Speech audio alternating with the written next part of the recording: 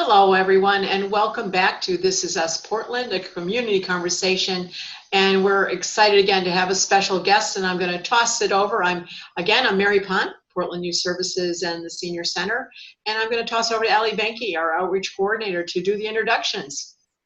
Hi, today we have Maren Odell back with us. She's been with us twice before for some amazing podcasts. Welcome, Maren. Thank you so much. I'm glad to be here. Maren joins us from the Early Childhood Consultation Partnership, which is part of the Child Guidance Clinic in Central Connecticut. She's the Development and Programming Coordinator. I think I got that correct, Maren, right? Yes, I've been there for a while, okay. And I was a consultant for the ECCP program, which is a statewide program for many years, working with early childhood providers, parents, and children. So, yeah, we're excited. Excellent. So we asked Maren to join us today for an important topic that's come up related to what's going on with the coronavirus, but in particular with our young families. So with our birth to 5, maybe a little bit older than that, but how has this impacted some of our families? And more importantly, how can we move forward in through the summer, because we're coming off of the school year and now into a summer type setting? And how do we, what are some tips, some resources, some support, some guidance, even just some information that families might want moving forward through June, July, and August, which typically are really exciting months and should be this year. They just might look a little different. Yeah. I loved your lead-in, Maren, embracing summer 2020 with young children. So we need to change our mindset and say, we know that you've been with your kids, but let's look ahead and say summer's coming and it's going to change, how you're meeting with your kids every single day is different from when it was 2 weeks ago. So, yeah. Certainly. I think that was Alli's title, actually, which was a great one. Sorry, Alli, I didn't give you credit. That was very nice. But I do think it's actually, such a helpful way to look at things right now, to kind of break it up in chunks, because we know we can get through this, and we made it through the springtime and some of the holidays that people typically celebrate then. Now we're kind of at that end of school year time and start of summer. So if we break it down into chunks, then we know we can get through this together. Yeah, I like that idea too, because sometimes it's hard, right? Because you want to think ahead 1 week, 2 weeks, 3 weeks, 4 weeks, 2 months, 4 months, because that's what we're sort of conditioned to do, think ahead in that way. And the coronavirus has sort of forced us to think of things in chunks. And what's tomorrow? So what does tomorrow look like? And what are the great things that we can do tomorrow? Right. Day to day.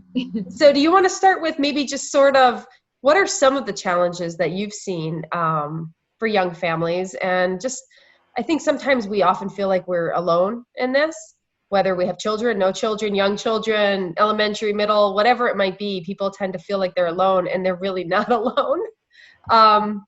What are some of the challenges that you've seen professionally for families as they've gone through the spring and summer, or spring and then going into summer? Maybe that's a good place to start.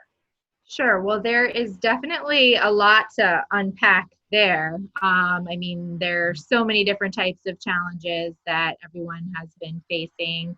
I've heard many of the same themes from my colleagues who work with families, from other families that I speak with, and, myself as a parent too. I think maybe starting out, one big challenge we're all facing is that we're all human, and being a caregiver or a parent doesn't mean that you don't have your own responses and feelings to everything that's going on in the world. The anxiety, perhaps financial stress, feelings of isolation, sadness, grief, loss, missing friends and family. So you're dealing with that as a parent. And then you're having to figure out, how do I push through that? And in some cases, perhaps work through those feelings. So working from home during that time and taking care of your kids, or certainly just taking care of your kids is a full-time job. And I think thinking about looking forward into the spring and summer, for many parents, distance learning provided at least, some ideas of things to do and some structure to the day. but it can be a little intimidating to look at the whole calendar of the summertime stretched ahead without some of the respite that you might ordinarily get from summer camps or summer programming.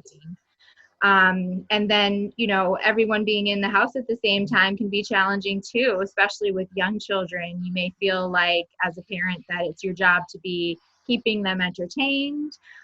Siblings are not getting breaks from each other either. So you're dealing with that sibling rivalry as well, and also trying to come up with ways to keep perhaps multiple age levels happy within your own home. So, you know, I kind of have to take a deep breath there, because even just talking about it, you know, it certainly feels like a very heavy load that parents and caregivers are carrying right now. Yeah, I think that's something we could totally agree upon. And that's been the theme just in my, you know, professionally and personally with families of all ages, is exactly that. There's the stressors from the outside, obviously, because, you know, financially, personally, emotionally, all those things that we, you know, that we see individually, but then the family component and the family systems, it's huge for kids. Everything's just kind of turned upside down, and they've had to figure out a new way and a different, you know, outlook at the world, including this summer with summer camps. I think that's a big one that a lot of folks, you know, summer camps, vacations, trips to the beach. We were talking about that earlier. All those things that you typically do, you know, might look a little different because things aren't open. I was just saying to Maren earlier that we tried to go to different private little spots that we know, like little sneak-in spots to go to the lake, and there's nothing, you know, nothing's available. So all those things that you do just to get out of the house and have a little small taste of summer is going to be a challenge. So it's, you know, what do you do to put a bright spin on that for your kids? And I know for us it was, well, let's just go to the river and, you know, and just look at, like, just, you know, something to change it up. So it's not our usual, but, you know, it was still fun. So we were still able to have a good time. Right. Sometimes we just have to, you know, accept that things might look different and kind of grieve that loss, that, you know, it is sad that we're not going to be able to do everything we were hoping to. And then at the same time, realize that we can also still get excited about new ways of new things, celebrating the summer and engaging. Can you talk to us a little bit about transitioning? So, you know, how do we transition our kids? I know this is, at least for public schools, this is kind of a final week right now. I'm not quite sure for the preschools if are they done, Mare, or not? Yeah, they are. They usually get finished that first week of June, so they're on their way right now. They're already transitioned. That transition time of, you know, going from what they knew, but then sort of some are turning back the clock because they've had their schools have done the goodbye to them. And where some are going to be transitioning next year into kindergarten and haven't had an opportunity to really explore that and to get into the excitement of kindergarten because they haven't had that last piece of ending nursery school. So I think that's an important thing too. But I think looking at the scheduling, and we all look scheduling with kids and changing routine, and maybe you could talk about that too. We're talking transition, but I think it's just that the scheduling and the routines are just so mixed up right now. And Right. Yes. I mean, I think those are all really important points. And I feel like I've experienced it in a different way this year as a parent. My older son was graduating from preschool this year, and he'll be transitioning to kindergarten. So I was finding that I was having my own feelings of sadness, that we weren't going to get to recognize that in the same way. And thankfully, his school was able to come up with a nice kind of drive-through graduation in which the kids were recognized, and they shared photos on their social media page. So I think it's still important to acknowledge the transition and talk about what might have been happening at that time and any feelings that kids might be having related to missing their friends or maybe not getting to have those end-of-year celebrations they were looking forward to. But at the same time, you almost have to keep the status quo as well, because we do know that kids and really adults do best when we have structure. Kids really thrive on that predictability. It helps them to feel safe. So I know myself, I was getting a little nervous thinking about the fact that the school wasn't going to be sending us any distance learning activities anymore. And so what was our day going to look like? And then, you know, if you think about it, you can still really kind of recreate that structure and routine throughout the whole summer. That doesn't mean it's inflexible. It could look a little bit different, and you could actually get a little bit more creative with it and base it off of what your kids are interested in. But it is still really helpful to have a routine and a structure, particularly around, you know, sleep times and meal times. It's helpful to have a balance of time where your kids might be engaged in some more, you know, adult directed play, something that you're doing with them or you're leading them in to a certain degree when you're able to. And then also time for them to be able to guide their own play and have some free play and make choices as well. And certainly, you know, a balance of active play and quiet time as well. So to get some of that energy out, but also soothing and calming activities too. So I think in general, those are just some of the key touch points that you might think about when you're trying to come up with your routine. Yeah. Do you recommend to families as they're starting to think about what that might look like? Is this something, you know, you go to a preschool classroom or a daycare setting or even kindergarten in the younger elementary grades, you'd see on the teacher's board, somewhere in the classroom, this is what your day looks like. So there's a written out or pictures, you know, symbols of what you should be doing. Do you think that's something that families might be helpful to families? Or is it more in mom and dad or caregiver's head? And describe to kids? Do you recommend going as far as that, really having a chart that really solidifies things? I think that having visual reminders are so helpful for all of us, children and adults alike. And yes, it is a common strategy used in early childhood settings. So your child might be familiar with looking at that, and it might actually be nice for your kids to see, oh, look, we have a schedule at home just like we had at school, to help make that connection. But beyond it just being kind of nice for them emotionally, it really does help cognitively to help them to follow the routine and also to be able to predict what's coming. But that doesn't have to be an incredibly labor-intensive process. If you go on Pinterest like I do, or search on the internet, you know, you can find lots of printable schedules that have the days of the week and pictures of common activities you might be doing with your kids. There are ones that you can purchase. And, you know, in the best case scenario, if you have the time, you can take pictures of your kids doing the different activities and print those out and post that as your visual schedule. And that can even become a learning activity in and of itself. And then it's often especially helpful if you engage your child in the practice of making the schedule each day, putting up the pictures of the activities that you're going to do, taking them down when you're done with certain activities. It just gives them some ownership and helps them feel more directly involved and feel like they have some control over their day. That's what I was just going to ask. That is this an opportunity to have that family conversation, and you certainly just really hit it, that to have that conversation with the child and say, okay, let's think about what we're going to do, and is it every day thing, or is it to set up a schedule or the night before and say, oh, let's think about what we're doing tomorrow. And maybe not every day, but just a few times a week, just that it's going to break it up and they know the expectation or can build sort of the excitement knowing what they're going to do. Because kids thrive on schedules, not schedules so much. They thrive on knowing ahead of time, something to look forward to, the structure of it. There's comfort in that. Yeah. Yeah, there's safety and security and routine. And I think as a parent, you know, when I hear these reinforcements, my kids are still, you know, they're not early childhood, but they're still on the younger side. And it's those schedules, even though maybe they take a little bit of time to set up and do the activity and really discuss with your kids, in the long run, it's so worth it for behavior. So meltdowns and tantrums and things like that are things that we can expect.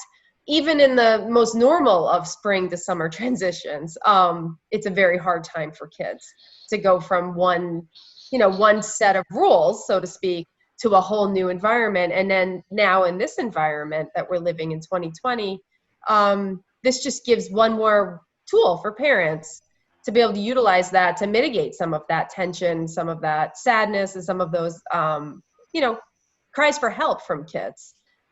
I think it's worth it. I think that sort of eases into that conversation of the coping with the stress of, for the parents as well as the children. So what would your suggestions be on that, Maren? Well, yeah. That's a big lot, isn't it? We're all going to sigh. Course, I think Alli, you just put it very well. It does seem, even some of the strategies that we share at times, or that you find on Pinterest or elsewhere might make you feel like, oh, I don't know if I can handle that as a parent. I have so much on my plate, and you just do what you can. But I can say, even from personal experience, that sometimes just putting in a little bit of that extra effort preventatively and trying to get a step ahead, if you do that consistently enough and make it part of your own routine as a parent, it really does pay off with behavior.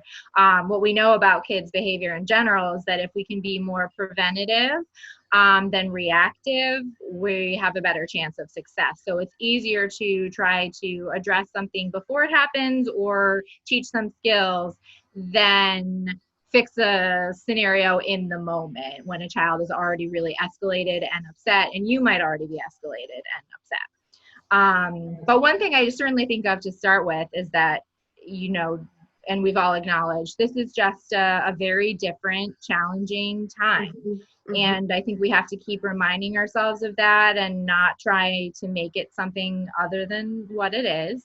Mm-hmm. And, kind of perhaps pare down our expectations for our children and for ourselves. Mm-hmm. You might experience a wide range of feelings yourself, and your children may too, in response to even ordinary day events or small disappointments. Right. A crayon tip might break while doing an art project, and that might, be the end of the world for your child. Mm-hmm. But as much as you can bring feelings into, your day-to-day conversation at home, talk about and model your own coping strategies and what that means. That sounds very hefty for young children, but it really isn't. And I think there's a lot of great resources out there. There's some really good books about feelings and how to cope with them. Mm-hmm. Different activities you can find online, videos, songs that can all engage kids in an age-appropriate way to talk about how to manage your feelings. Right. How do we, I think you hit on something right when you first started talking about this notion of being gentle with ourselves. It's been a theme throughout, right? And that's gentle on yourself, but gentle on your children, that nobody knows, nobody even knows how to tell you how to deal with this. Because it's so new, so different. You have the feelings of social isolation and kids away from their friends and all these things that are so heavy for all of us, that I think of just a feeling of forgiveness and that you are doing the best that you can do and living that every day without beating up on yourself. Because I think as parents, we tend to do that anyway. We're our own worst critics, even more so in this environment. So I like that notion of cut yourself some slack and be gentle. And every day is kind of a new day, and to take it, take the start of the day for what it is and try again. Exactly. Doing the best that you can do. Mm-hmm. And I think sometimes that can feel or seem overwhelming as a parent, or maybe kind of like a utopian ideal. And a lot of us feel like, well, I'm way too busy for that. Yeah. But I know I have found, and I have heard, from others, that sometimes even a couple minutes to yourself to recharge mm-hmm. can help you to be more present for your kids, so you're able to support them in the way that you want to. And that probably looks different for every parent, but I think we're all trying our best to make it through this time in keeping our kids engaged in the most appropriate way and educational way. But even if it means that, you're finding I'm having a really tough moment, let me, put on some music for the kids, or maybe that's the time when they do a learning activity on a tablet and you just take a couple minutes to yourself if you really need to recharge. So it might just be giving yourself permission to take a couple minutes away and do something that will be good for you. Right. I think another theme that's really come up for a lot of families, and I think as our state reopens, right, because we're in this shift, we're going into phase 2, things are reopening, some big things. The amusement parks are opening up on the 20th. So there's big things happening, and there will be this idea of my family versus your family, and there's different rules that families will make, so that might not be the same as the state's rules now. When we were all under stay-at-home orders, sort of, it was a little easier because we were all living under the same set of guidelines. We're not. Families all have different comfort levels of what they're willing to do, what they want to do, what feels right, what feels comfortable, and others might not have the same ones. So that could be confusing to kids, right? Because, little Sam gets to go to Aquasi and his friend does not, because, his family doesn't feel safe there. So what are some things that you could advise families when they're talking to their kids, to help kids understand this notion without making it seem so overwhelming? Yeah, and I think it is really going to be one that we all face. Our kids might notice it. We might notice it with other of our friends who are parents, or just family, relatives, other peers. It kind of might make us question our own decisions. I think first and foremost, you have to try to remind yourself and feel confident in your right to make the decision that you feel is best for yourself and for your family, and that will look different for everyone. One of the greatest things about kids, I think, is that they might actually handle this a little bit better than we do. Right. Your children might point out that there are some differences in the way one family might handle something than your family does. They might point out, how come, my friend over there is allowed to go ride his bike around and doesn't have a mask, but you haven't allowed your child to do that yet. But a little bit of age-appropriate information is sometimes all that they are looking for. Just acknowledging that there are maybe some differences in the ways that people choose to handle things, and talking about what your family rules are. Sometimes family meetings can be helpful for that. So maybe you sit around the dinner table and talk about, your family routine and rules and expectations. And I think especially given, the world that we're living in today, it actually presents a really good opportunity to have conversations with kids about how every individual is different, every family is different. Talk about, accepting and appreciating differences. So while it might be a real challenge when that comes up, and it might be hard for you to see your child get upset about not being able to do something that another child is able to do, it actually can turn into a really great learning opportunity and really bonding experience too. Yeah, I love that you put it that way, because I kept thinking as you were speaking that it's always fantastic to look at things, like Mary said, through a positive lens and gleaning the good from this. And I think one of the things that I've seen professionally and also in my own family is open communication. So lines of communication have actually opened up for a lot of families because you can't operate status quo like we always did, right? The same story every day and the same route. Things had to change. So there is some level of beauty in having these conversations with your kids and really taking the time to help them understand, and yourself, because you need to understand as well, because as parents, every day we're also trying to make sense of what's safe for us, what's safe for our loved ones, and what's safe for our community, and what our role is in that. So maybe just take a second to think about how, how this could be a positive for families and for your own family to have that conversation, and trust kids a little bit, because kids, they're resilient and they know things and they see things, and they can, they can respond appropriately if we give them the chance to. And I think also letting go of the idea that we have to have all the perfect answers right now. Another example of turning something into a positive is that it's not necessarily a bad thing for your kids to hear that you might not know the answer to something, or, this is the decision you're making right now, but you're not sure, and let's talk about it and break it apart.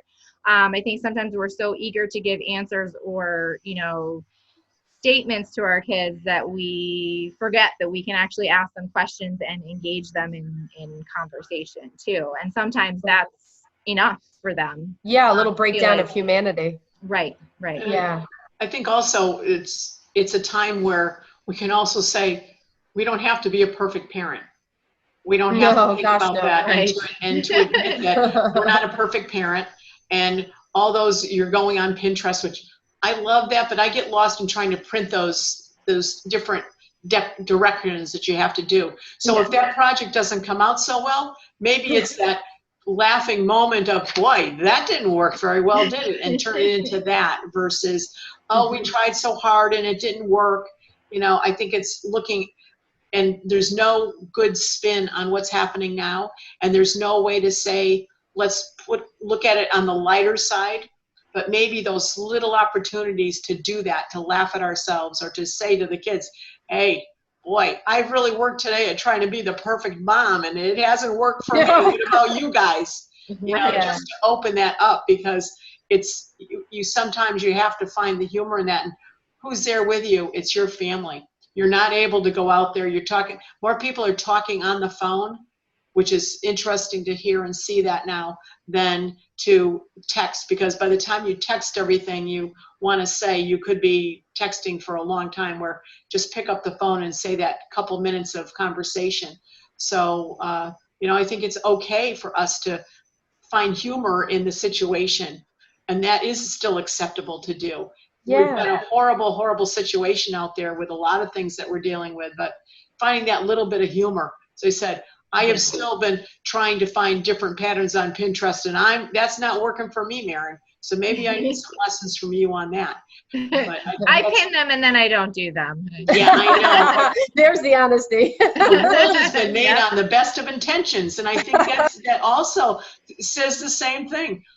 It's not a perfect world, but we're not perfect either, and we try. And I think that trying to feel at this moment for parents that you're going to be the perfect parent right now because my child is expecting it.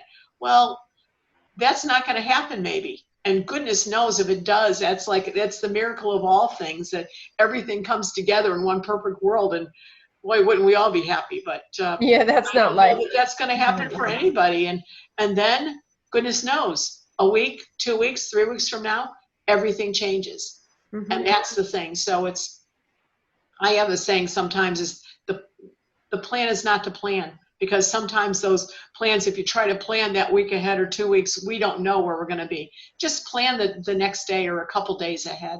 And that's scheduling. I love that, with working with the kids and working on a schedule with them, and put in the fun things or dance to the music or whatever it is, but just to put those down so that the kids can go and look at something and say, oh, we're going to do whatever it is now, or we're going to do that in a couple hours. And hopefully they don't keep coming and saying, what time is it? What time is it? What time is it? But Mr. Fox knows, but nobody else does. So Maren, as we wrap up, are there any other resources that you could share with us and share with families that they could reach out to should they have more questions, looking for some support?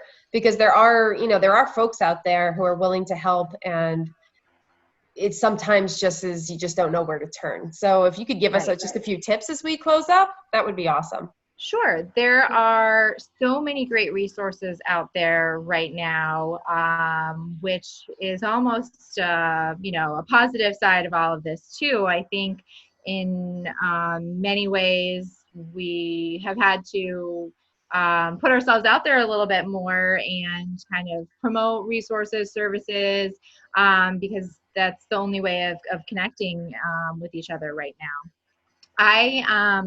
The agency that I work for, the Child Guidance Clinic, offers behavioral health through telehealth currently in all of our programs. So that's for children, teens, adults, and families. And specifically, the Early Childhood Consultation Partnership, which Alli mentioned before, is a consultation service for early childhood providers, parents, and young children. And they are offering teleconsultation services currently. And you can go to eccpct.com, that's their website, to find out more information and to also watch some really helpful, informative video clips for families. There are printable resources. And at Child Guidance Clinic, we also have been utilizing our social media, our Facebook and our Instagram very frequently to post videos for families with strategies, activity ideas, information about community resources. Sesame Street has been great, good old Sesame Street. They've had some wonderful town halls with CNN on different topics related to what's going on in the world right now and how to talk about it with young kids. If you look on the internet, there are just so many different great websites. And then I think, the challenge there then ultimately for you as a parent is just to take a look and dig and find what you feel like makes sense for you. Right. But I think what struck me is too, but reach out. So if you do have concerns, just knowing that we all do, that all parents are struggling, and if it's something that you need help with, that your agency in particular is there to help. Don't be afraid to ask for help. That's what you're there for.